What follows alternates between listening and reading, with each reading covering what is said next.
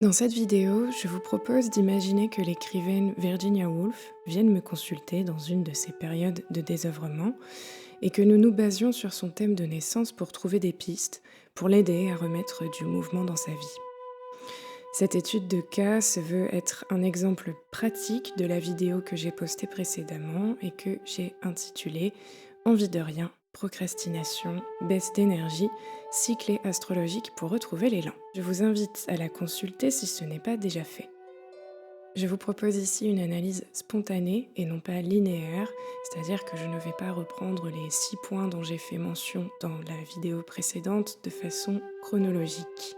Au contraire, je prends le thème, je rentre dedans et je tire les fils comme ils viennent. Sur son thème, en partant du principe que le thème que nous avons sous les yeux est bien son thème, le nœud sud se trouve sur la toute fin de la maison 12, conjoint à l'ascendant Gémeaux, et en trigone au soleil en Verseau, qui lui se trouve conjoint au milieu du ciel. On dit alors que le soleil est culminant. Le nœud nord se trouve donc à l'opposé, sur la toute fin de la maison 6, conjoint au descendant dans le signe du Sagittaire et en sextile au soleil culminant.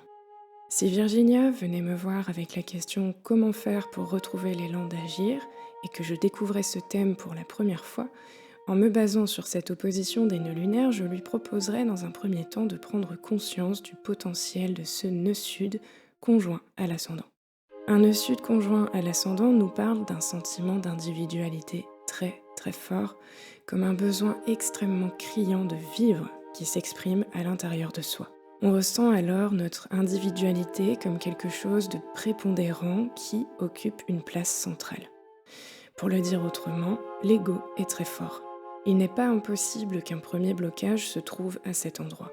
Car en effet, il paraît essentiel de transmuter une telle énergie, sans quoi elle peut vite se retrouver à nous manger de l'intérieur. C'est un peu comme une petite voix à l'intérieur qui crie intensément ⁇ Je veux vivre, je veux être libre, je veux être ⁇ Libère-moi, trouve un chemin vers l'extérieur pour moi. Cela dit, dans le cas de Virginia, cette conjonction à l'ascendant a lieu depuis la fin de la maison 12. Cet ego est de fait très difficilement repérable. Il s'exprime d'une certaine manière à partir des prisons inconscientes, ce qui peut dans ce cas mener à une sensation d'irréalité, une sensation de ne pas réellement exister. Et pourtant, avec ce nœud sud, je me ressens à l'intérieur comme profondément vivante, existante, mais cela provient d'un endroit qui ne semble pas réel. Il y a alors une tendance naturelle ici à se connecter aux parties de soi qui ne sont pas incarnées, qui ne sont pas manifestées dans la réalité terrienne.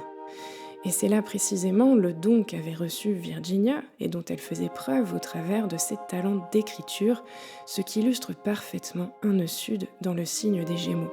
Mais c'est un don, comme on s'en doute si l'on connaît son histoire, qui fut difficile à porter. C'est aussi à cause de ce don, sans doute, qu'elle fut enchaînée à une sorte d'irréalité que l'on a par la suite qualifiée de bipolarité ou de dépression, selon les époques et les sources.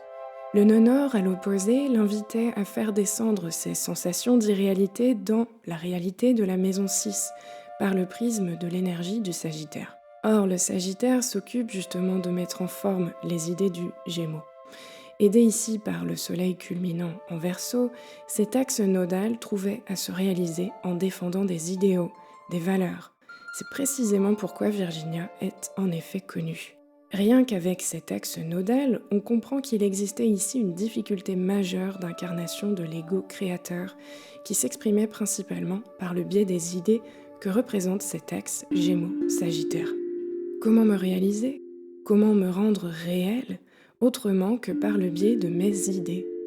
C'est sans doute pourquoi l'une de ses plus célèbres citations n'est autre que ⁇ Rien n'est réel à moins que je ne l'écrive ⁇ L'écriture, l'énergie de l'axe Gémeaux-Sagittaire, lui servait précisément à remettre de la densité terrestre dans cette maison 12 nébuleuse, profondément reliée à l'imaginaire du cosmos, directement connectée à la source, à une sorte de muse littéraire. Avec un milieu du ciel en Verseau, il ne pouvait en être autrement que de porter des idéaux à bras-le-corps. Le milieu du ciel en Verseau demande de quitter la zone de confort qui se trouve dans le signe extrêmement créatif qu'est le lion. Le milieu du ciel en Verseau demande également d'utiliser cette énergie léonine procréative tout en la mettant au service d'un idéal commun, collectif, porteur de nouvelles idées. Dans le cas de Virginia, évidemment, cet objectif la concernait directement en tant que femme, mais c'est d'une certaine manière au nom de toutes les femmes qu'elle s'est exprimée. Cela était certainement écrit d'avance puisque son soleil culminant est conjoint à Vénus, qui elle se trouve sur le dernier degré du signe du Capricorne, signe d'une grande rigueur créative que l'on retrouve bien dans sa manière d'écrire. Cela nous amène alors à prendre connaissance de la position de Saturne, puisque Saturne maîtrise le signe du Verseau, celui du Capricorne et donc le milieu du ciel. De son côté, il est ici conjoint à la Lune en Bélier, ainsi qu'à Neptune depuis le signe du Taureau dans lequel il se trouve. Il se trouve ainsi entouré par deux archétypes on ne peut plus féminins qui viennent rappeler cette coloration vénusienne depuis son signe, le Capricorne. Et dans ce thème, Saturne se trouve formé un T carré exact avec l'axe fond du ciel, milieu du ciel, et s'avère ainsi être un frein majeur dans la réalisation de l'écrivaine. Frein qui aurait toutefois pu se transformer en chef d'orchestre, comme c'est le cas du point focus d'un T carré selon moi. Ce point permet en effet d'harmoniser les opposés, de les faire cohabiter, de les faire collaborer. Ici donc, c'est par le biais d'un travail saturnien que cet axe fond du ciel, milieu du ciel, pouvait trouver à s'équilibrer. Saturne est une puissance à double tranchant. Ici, cet archétype est particulièrement castrateur, du fait notamment d'être intercepté. Alors, petite parenthèse, l'interception est un axe, donc de signe, qui ne reçoit aucune cuspide, aucun début de maison. Il se trouve alors, cet axe, comme enfermé entre deux cuspides. D'un point de vue interprétatif, l'énergie de cet axe est difficilement intégrée par le natif, du moins au début de la vie, et pointe ainsi vers un défi majeur de l'existence. À noter que les interceptions n'existent pas sur les thèmes calculés avec les maisons égales, par définition. Or, il s'agit pour moi d'un indice fondamental sur un thème. À noter aussi qu'il n'existe pas d'interception sur tous les thèmes. Enfin, qui dit interception dit duplication. Il s'agit à l'inverse d'un axe de signe qui reçoit 4 cuspides, 2 par signe, comme on l'a vu d'ailleurs sur la précédente vidéo avec le thème de Daniel Balavoine. C'est dans cet axe que l'on trouve généralement les ressources nécessaires pour faire face au manque qu'implique l'interception. Fin de la parenthèse. Chez Virginia, on notera cet amas planétaire intercepté dans la maison 12 qui est extrêmement difficile à porter pour un individu. Un astre intercepté est comme enfermé à l'intérieur de soi. Il lutte pour s'exprimer, pour s'intégrer dans l'extériorité, pour exister. De fait, Saturne intercepté en maison 12 agit directement depuis l'intériorité, mais sans que sa voix ne soit nécessairement conscientisée, comme ce serait le cas en maison 1, par exemple. Et pourtant, il guide le moindre de nos pas. Il s'immisce dans tous les interstices de la psyché. Et le danger ici serait précisément de ne pas repérer cette voix, de la laisser faire, de la laisser prendre les rênes sur la totalité du thème, c'est-à-dire de la psyché. C'est, je pense, principalement sur ce point que j'aurais insisté dans le cadre d'une consultation avec Virginia. Comment reprendre le contrôle de ce Saturne ? Ce qui nous aurait mené à travailler sur l'ensemble de cette maison 12 et des astres qui y sont interceptés. Un long travail à teneur thérapeutique s'en serait peut-être suivi, étant donné les démons psychiques contre lesquels l'écrivaine a dû lutter toute sa vie. Saturne dans un thème, et tout particulièrement en maison 12, en maison 1, voire en maison 8, correspond à cette voie extrêmement limitante qui empêche d'avancer, qui freine sans cesse, qui tire vers le bas pour tester la foi, la rigueur, le réalisme de chacun des pas effectués. Là où le tranchant peut se retourner comme un pharmacone et devenir extrêmement porteur, c'est qu'une fois pris en compte, ce positionnement permet à l'individu de se saisir d'une force inébranlable, capable de dépasser tous les obstacles présents sur sa route. Saturne permet de devenir un bon parent pour soi. Et l'on ressent alors très fort que l'on peut compter sur soi-même, ce qui rend immanquablement très robuste. C'est certainement ce revers-là qui a manqué à Virginia. Et comme Saturne maîtrise le temps, il est possible tout simplement qu'elle ait manqué de temps pour le faire. À noter d'ailleurs qu'elle a décidé de mettre fin à ses jours juste après son second retour de Saturne. Est-ce un hasard ? Difficile à croire. À l'inverse, Jung est un excellent exemple, je trouve, de cette force saturnienne que l'on parvient à retourner à son avantage. Saturne se trouvait chez lui en domicile, en Verseau, au plein cœur de sa maison 1. Jung s'est en effet battu pour ses idées, pour défendre ses projets, sa manière d'envisager la psyché humaine, et il est ainsi parvenu à sublimer ce Saturne. Pour ce faire, il a été question de se séparer des idées de son maître initial, Freud. Ainsi, il a pu devenir son propre maître, ce qui s'avère bien être le chemin initiatique saturnien. C'est à partir de là que sa propre destinée, avec ce puissant milieu du ciel en scorpion, typique d'un explorateur de la psyché, a pu réellement et pleinement commencer, le faisant devenir un maître respecté, bien que controversé, ce qui est le revers de la médaille scorpion si j'ose dire, à son tour. Saturne apparaît dans la vie de Jung comme un réel maître, un guide qui l'entraînait directement depuis l'intérieur.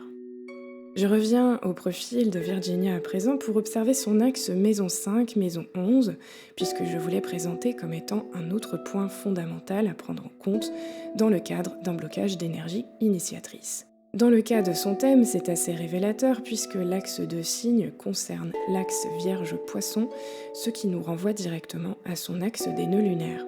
En effet, la maison 12 dans laquelle se trouve le nœud sud est analogique à l'énergie des poissons, là où la maison 6 où se trouve le nœud nord est analogique à l'énergie de la Vierge. Une fois de plus, on retrouve ce combat entre réalité et irréalité que l'imaginaire a le potentiel de transcender. On y trouve par ailleurs Uranus rétrograde, niché en plein cœur de la maison 5, ce qui vient renforcer bien évidemment le génie créateur de cette écrivaine avant-gardiste et profondément engagée. Et vous constaterez qu'il se trouve ici en quinconce exact à Mercure, qui se trouvent tous les deux en lutte du fait d'être dans le domicile de l'un et de l'autre. Mercure est en Verseau, domicile d'Uranus, Uranus est en Vierge, domicile de Mercure. Ce dernier se trouve en plein cœur de la maison 10 et son énergie mentale, purement intellectuelle, qui maîtrise le monde des idées, de la parole et donc de l'écriture, ne pouvait en effet que porter l'écrivaine vers les plus hautes sphères mercuriennes du monde de l'édition. Enfin, concernant le point sur les figures géométriques directionnelles, vous remarquerez que l'on ne trouve pas de cerf-volant sur le thème natal de Virginia. On ne trouve pas de figure particulière d'ailleurs si ce n'est le T carré saturnien dont j'ai fait mention plus haut. L'occasion pour moi de vous parler d'une autre figure géométrique que l'on appelle la croix cosmique ou le grand carré.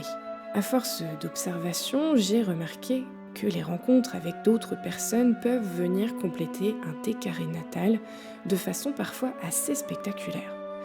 Dans le cas de Virginia, on pourrait s'imaginer qu'une rencontre, que quelqu'un dans son entourage aurait pu venir fermer ce T carré saturnien et ainsi venir bouleverser sa vie. Cela peut aussi bien évidemment arriver lors d'un transit. Chaque fois qu'un astre passe au point opposé de Saturne, c'est-à-dire ici sur le 6e degré du Scorpion, alors ce T carré se transforme en croix cosmique et l'énergie se met à circuler dans l'entièreté du thème, ce qui peut provoquer de sacrées secousses.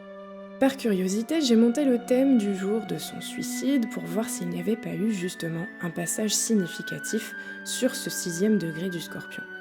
Au lieu de quoi regarder, j'ai trouvé ce magnifique cerf-volant passager qui invitait à passer de l'impulsion martienne à la profondeur plutonienne associée aux besoins de guérison chironien. On peut alors s'imaginer que l'appel de Mars ait été bien plus fort pour elle ce jour. On notera également le stellium dans le signe du Taureau, sans mentionner le fait que ce suicide ait eu lieu, comme je l'ai dit tout à l'heure, au moment de son 2e retour de Saturne en maison 12. Par ailleurs, il ne m'a pas fallu longtemps pour trouver un proche de Virginia qui aurait un astre significatif situé au 6e degré du Scorpion et qui venait justement refermer son T carré en une croix cosmique. Vita Sackville-West est en effet née au moment où Uranus se trouvait à ce degré du Scorpion. Et la relation des deux femmes est connue pour avoir été à la fois passionnelle, fusionnelle et extrêmement complexe. Exactement ce que représente une grande croix cosmique en synastrie. Cette femme, mi-amante, mi-amie, a permis à Virginia de sortir de sa coquille, révélant alors des facettes d'elle-même que ce Saturne ne se serait probablement pas imaginé recéler. Encore une preuve pour moi, en effet, que cette grande croix cosmique, fermée par un placement significatif du thème d'un autre significatif, est fondamentale à observer. On est ici, je crois, sur ce que l'on peut appeler une rencontre karmique d'envergure. Alors, si vous avez un ou plusieurs T carrés dans votre thème de naissance, il pourra être particulièrement intéressant dans le cadre d'une synastrie de chercher à voir comment votre autre complète l'un de ces T carrés. Mais ça, ce sera peut-être le sujet d'une autre vidéo. Allez, je m'arrête là, je pense avoir illustré ma manière d'analyser le plus spontanément possible. J'espère que cela vous aidera à tirer les fils sur votre propre thème. Évidemment, on pourrait continuer à en tirer des centaines et des centaines d'autres. N'hésitez pas à le faire d'ailleurs vous-même.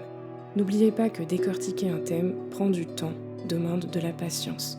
Un thème ne se révèle qu'au fil de notre existence quand nous sommes prêts. Car selon ma conception de l'astrologie, tout vient à point à qui sait attendre.